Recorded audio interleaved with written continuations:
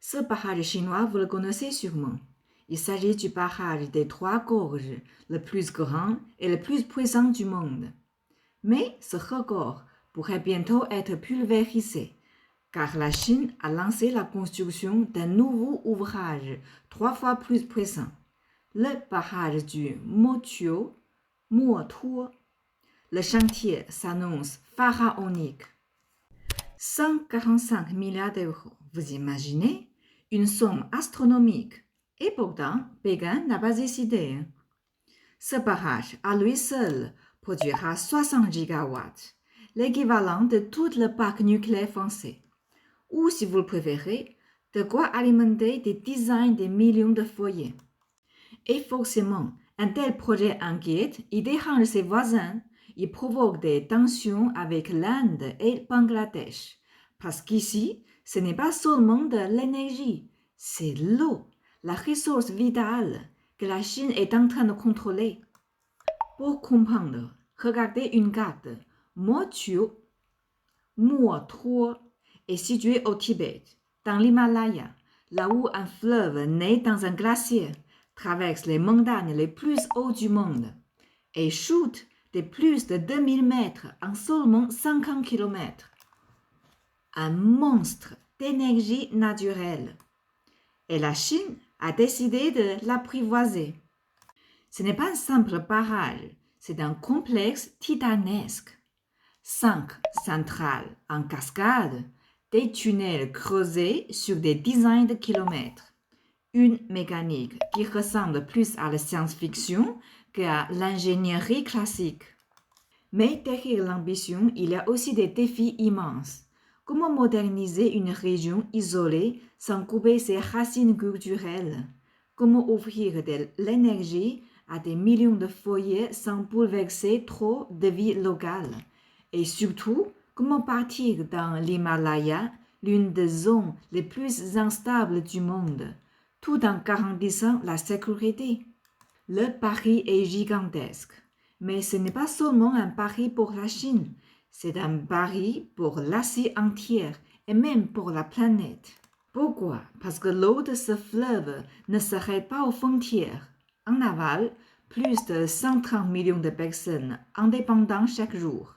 L'Inde, grande puissance agricole et technologique, et le Bangladesh, pilier de l'industrie textile mondiale, savent combien chaque goutte compte. Leurs inquiétudes sont légitimes. Et c'est là tout devient intéressant. Un projet pareil l'impose pas. Il ouvre au contraire la porte à des discussions.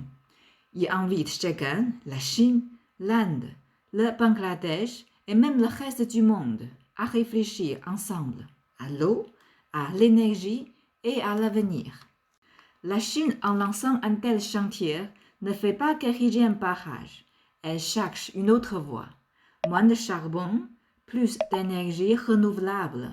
Le chemin est complexe, semé de débats, d'incertitudes. Personne n'a toutes les réponses, mais une chose est sûre, la question d'un futur plus durable nous concerne tous et chaque pas dans cette direction compte.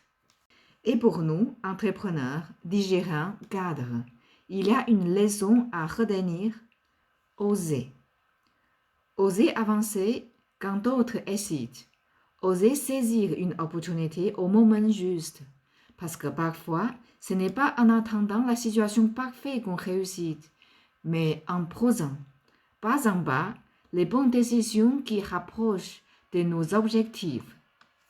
Et vous, oui, vous qui regardez cette vidéo, face à un défi immense, choisiriez-vous de rester immobile ou d'avancer? Alors, pourquoi je vous parle de ce barrage si vous êtes entrepreneur, manager ou simplement intéressé par le business? Parce que ce projet est bien plus qu'un chantier. C'est une métaphore. La Chine pense en grand. Elle avance vite. Elle agit sans hésiter. Et cette logique, vous la retrouverez partout. Dans ses usines, dans ses négociations, dans ses partenariats. Et si vous voulez réussir avec la Chine, vous devez comprendre cette mentalité parce qu'elle influence chaque réunion, chaque contrat, chaque décision et ceux qui la comprennent prennent toujours une longueur d'avance. Bonjour les entrepreneurs, je m'appelle Xue. Je suis la directrice des profs chinois Xue ici en France. Avec plus de 20 ans d'expérience entre l'Europe et la Chine, j'accompagne des entrepreneurs francophones et internationaux. Mon but, leur faire découvrir et comprendre la culture d'entreprise chinoise. Ainsi, leur coopération avec la Chine devient plus fluide, plus claire et surtout plus solide.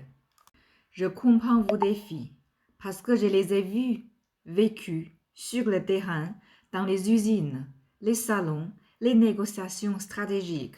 Pas derrière un bureau, mais là où un mot, un geste, une attitude peuvent tout changer. Et c'est là que mon rôle prend tout son sens. Décoder ce qui ne se dit pas, parce qu'en Chine, le non-dit pèse parfois plus lourd que les mots eux-mêmes. Réussir en Chine, ce n'est pas seulement parler poliment ou trouver des bons mots, c'est comprendre une logique, des codes, une vision du monde. En Chine, la manière dont vous arrivez à une réunion dit parfois plus que vos arguments. Le silence peut avoir autant de poids qu'un discours. Et un contrat n'est pas seulement un texte juridique, c'est le reflet d'une relation, d'un équilibre, d'une confiance. Si vous ignorez ces nuances, vous pouvez tout perdre, même avec un produit exceptionnel. Je me souviens d'une négociation à Beijing. Un entrepreneur occidental pensait avoir tout verrouillé, le prix, le délai, le clause. Tout semblait parfait sur le papier. Mais dès la première réunion, l'atmosphère a changé. Silence, regard fermé, les interlocuteurs chinois ne disaient presque plus un mot. Pourquoi? Parce qu'au détour d'une conversation informelle, il avait lancé une petite blague. Banal en Europe, mais vécu en Chine comme un manque de respect. Résultat, 3 mois de préparation réduits à néant. À l'inverse, j'ai vu aussi des portes s'ouvrir parce qu'un entrepreneur avait su montrer une compréhension sincère de la culture, pas seulement en choisissant des mots polis, mais en respectant les codes, en prêtant attention aux priorités de ses partenaires. Et là, la confiance s'installe et avec elle, les opportunités. Vous voyez, ce sont ces détails qui font la différence entre un projet qui s'effondre et un projet qui décolle. C'est exactement pour ça que j'ai créé un guide pratique, sans expression pour réussir en Chine.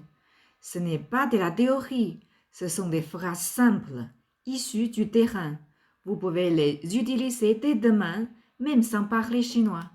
Elles vous éviteront des malentendus, créeront de la confiance et poseront des bases d'une coopération solide et durable. Le lien est juste en dessous de la vidéo. Téléchargez-le dès maintenant parce que vos concurrents, eux, n'attendent pas. La Chine construit des barrages pour transformer la nature en énergie. Moi, je vous aide à transformer les différentes cultures en opportunités. Parce qu'au fond, dans les affaires comme dans la vie, ce ne sont pas seulement les chiffres qui comptent, ce sont les relations. Et les relations se construisent pas en pas, avec respect, intelligence et vision. Je vous souhaite de belles réussites, une excellente santé et surtout des partenariats solides, humains et prospères avec la Chine. Si vous êtes entrepreneur, manager ou simplement porteur d'un projet lié à la Chine, ce contenu est pour vous. Téléchargez le guide, avancez maintenant et n'attendez pas que d'autres prennent votre place. À très bientôt.